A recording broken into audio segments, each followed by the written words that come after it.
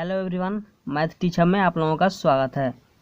तो आज हम लोग जानेंगे इक्वलिटी ऑफ मैट्रिक्स। ठीक है, तो चलिए इक्वलिटी ऑफ मैट्रिक्स क्या है। तो देखिए, सबसे पहले यहाँ पे हम लोग डिफिनीशन देखेंगे। Two matrices A is equal to A I J and B is equal to B I J are said to be equal if they are of the same order.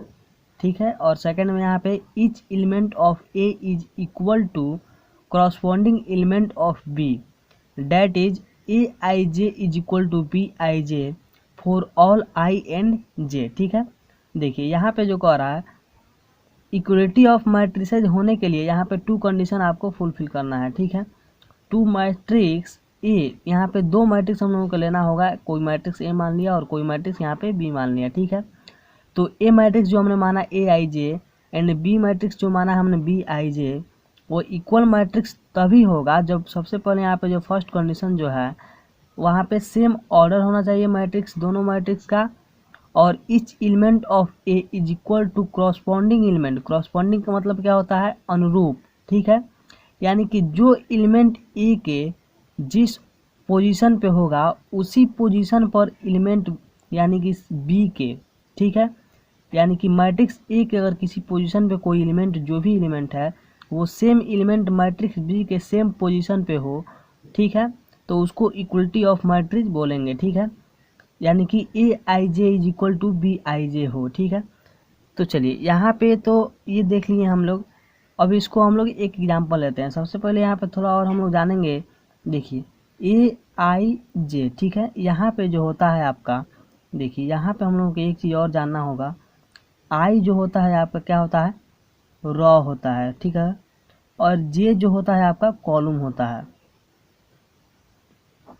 ठीक है, तो यहाँ पे एक चीज़ ये जानना है, जो आई और जे है ये क्या है? पोजीशन है। किसी भी मैट्रिक्स का हम लोग जो भी मैट्रिक्स लेंगे उसके अंदर जो पोजीशन जो डिसाइड होगा आई और जे से ही होगा। ठीक है, चलिए एक एग्जांपल यहाँ पे लेते हैं। जैसे कि let A is equal to, हमने कुछ यहाँ पे एग्जांपल ले लिया 2 4 1 3। ठीक है, तो जैसे कि ये 3 वाला जो पोजीशन है या फिर ये 4 वाला जो पोजीशन है, उसको कैसे हम लोग ए आई जे करके इसको लिखेंगे। ठीक है, तो उसको हम लोग देखते हैं। तो चलिए यहाँ पे जो होगा, जैसे कि आपका A11 पोजीशन देखेंगे। ठीक है, तो जैसा कि हमने यहाँ पे बताया है, आई जो होता है रो होता है और जे जो होता है कॉलम होता है। ठीक है, तो यहाँ पे आई का मतलब क्या हुआ? रो। ठीक है, यानी कि फर्स्ट वाले रो में। ठीक है, यानी कि फर्स्ट वाले रो में, और जे यानी सेकंड वाला यहाँ पे क्या है? कॉलम है, यानी कि फर्स्ट वाले कॉलम में। ठीक है, तो फर्स्ट वाले रो यानी कि ये वाला, और फर्स्ट वाले कॉलम में कौन सा एलिमेंट है? यहाँ पे 2 है। ठीक है, तो इज इक्वल टू यहाँ पे क्या होगा? 2 होगा। ठीक है, कैसे इसको हम लोग निकाल रहे हैं थोड़ा ध्यान से देखिए। जैसे कि यहाँ पे एक चीज़ और, अब यहाँ पे हम लोगों को A11 ना निकाल कर यहाँ पे A12 निकालना हो, तो देखिए कैसे इसको फाइंड करेंगे। देखिए ये फर्स्ट वाला क्या है? यहाँ पे हमने जो बताया है रो है, और सेकंड वाला क्या है? जे जो है कॉलम है। तो आई के स्थान पे क्या है? यहाँ पे 1 है, यानी कि आई मतलब रो, यानी कि फर्स्ट वाले रो में। ठीक है, यानी कि फर्स्ट वाले रो में कौन कौन सा एलिमेंट है? 2 और 4 है, दोनों में से कोई हो सकता है।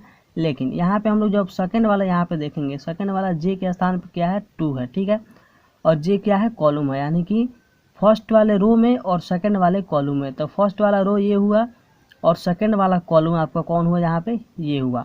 तो फर्स्ट रो और सेकंड कॉलम यहाँ पे कट कर रहा है, तो यहाँ पे क्या है? 4 है, तो यानी कि यहाँ के ये आपका 4 निकल कर आया। ठीक है, चलिए अब वैसे ही यहाँ पे हम लोग देखेंगे A21 फाइंड हम लोग करना हो, ये पोजीशन हम लोग फाइंड कर रहे हैं। ठीक है, तो 2 आपका किसके जगह पे है? रो के जगह पे है यहाँ पे, और यहाँ पे 1 क्या है? कॉलम के जगह पे है। तो यहाँ पे हम लोग इसमें सेकंड वाले रो में देखेंगे, तो ये हो गया आपका रो सेकंड। ठीक है, तो सेकंड वाले रो और फर्स्ट वाले कॉलम, यानी कि यहाँ पे ग्राफ कट कर रहा है, यानी कि 1, इसका पोजीशन क्या होगा? आपका 1 होगा। ठीक है, ऐसे ही यहाँ पे A22 हम लोगों का पोजीशन फाइंड करना हो, तो देखिए यहाँ पे 2 क्या है? फर्स्ट वाला रो है, यानी कि यहाँ पे 2, यानी कि सेकंड वाले रो में देखेंगे हम लोग, और यहाँ पे कॉलम का पोजीशन भी 2, यानी कि सेकंड वाले कॉलम में भी देखेंगे, तो यहाँ पे क्या है? 3 है। ठीक है, तो ऐसे हम लोग किसी भी मैट्रिक्स का पोजीशन फाइंड कर सकते हैं। ठीक है, तो यहाँ पे हमने जाना पोजीशन कैसे फाइंड करते हैं। तो वैसे यहाँ पे क्या कर रहा है? Each element of A is equal to corresponding element of B, that is A I J, यानी कि ए आई जे इक्वल होना चाहिए बी आई जे के, तो आपका इक्वलिटी ऑफ मैट्रिसेज हो जाएगा। तो चलिए हम लोग एक एग्जांपल लेते हैं। तो चलिए यहाँ पे हम लोग फॉर एग्जांपल लेते हैं। देखिए लेट यहाँ पे हम ए मैट्रिक्स कोई मान लेते हैं कुछ भी, जैसे कि यहाँ पे 2 4 और यहाँ पे 1 2, ये हमने ए मैट्रिक्स माना, ठीक है। इसका ऑर्डर क्या होगा, तो ऑर्डर हम लोग कैसे लिखते हैं, सबसे पहले रो वाले के लिखते हैं। तो इसमें कितना रो है, 2 रो है यहाँ पे, और इसमें कितना कॉलम है, तो यहाँ पे 2 कॉलम है, ठीक है। चलिए और यहाँ पे एंड बी कोई मैट्रिक्स हमने मान लेते हैं यहाँ पे, जैसे कि यहाँ पे 4 3 1, ठीक है। इसका रो कितना है 1 2, यहाँ पर 2 रो है और 2 कॉलम है, 2 बाई 2 का ये मैट्रिक्स हो गया, ठीक है। तो चलिए यहाँ पे हम लोग देखेंगे तो ये मैट्रिक्स जो दिख रहा है आपको, इक्वलिटी ऑफ मैट्रिक्सेज दिख रहा है। तो देखिए ये जो है इक्वलिटी ऑफ मैट्रिक्सेज नहीं है। क्यों नहीं है, क्योंकि देखिए यहाँ पे जो फर्स्ट वाला जो कंडीशन था, ऑर्डर उसका समान होना चाहिए, ठीक है। तो यहाँ पर भी ऑर्डर 2 बाई 2 है और यहाँ पर भी ऑर्डर 2 बाई 2 है, ठीक है। तो फर्स्ट वाला जो कंडीशन था वो फुलफिल हो गया, ठीक है। फर्स्ट वाला कंडीशन फुलफिल हो गया, ठीक है। लेकिन सेकंड वाला कंडीशन आपका क्या कह रहा था, क्रॉसपॉन्डिंग एलिमेंट यानी कि ए आई जे इक्वल होना चाहिए बी आई जे के, ठीक है। देखिए ये जो आपका कंडीशन है जो सेकंड वाला, यानी कि ये 2 जो यहाँ पे फर्स्ट वाले A11 पोजीशन पे जो एलिमेंट होना चाहिए वही एलिमेंट B11 पोजीशन पे होना चाहिए।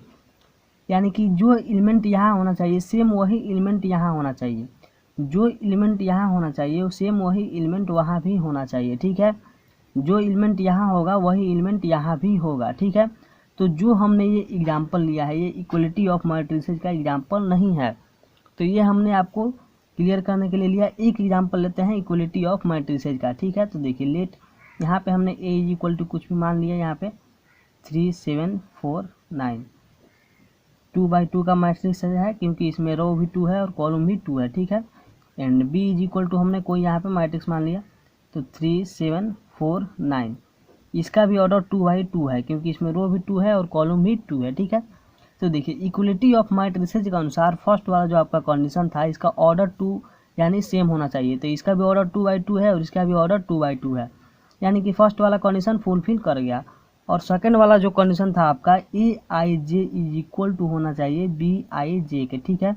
जहाँ पे आई और जे क्या है, रो और कॉलम है, ठीक है। तो देखिए यहाँ पे जो फर्स्ट वाला जो पोजीशन है A11, यहाँ पे A11 जो पोजीशन है इक्वल है B11 के, ठीक है। यानी कि जो क्रॉसपॉन्डिंग एलिमेंट है, जो अनुरूप एलिमेंट है, यहाँ भी सेम है और यहाँ भी सेम है, यहाँ भी 7 है और यहाँ भी 7 है, यानी कि ये भी इक्वल है और यहाँ भी 4 है और यहाँ भी 4 है, यानी कि ये भी इक्वल है और यहाँ भी 9 है और यहाँ भी 9 है, ठीक है। तो ये जो सेकंड वाला हमने एग्जांपल लिया ये आपका इक्वलिटी ऑफ मैट्रिसेज का एग्जांपल है। तो आई होप आप लोग इक्वलिटी ऑफ मैट्रिसेज समझ चुके होंगे। अगर आप लोगों को वीडियो अच्छा लगे तो लाइक कीजिए, कमेंट कीजिए और सब चैनल को सब्सक्राइब कीजिए। फिर मिलते हैं एक्सरसाइज 3.1 NCERT का लेकर, तब तक के लिए जय हिंद।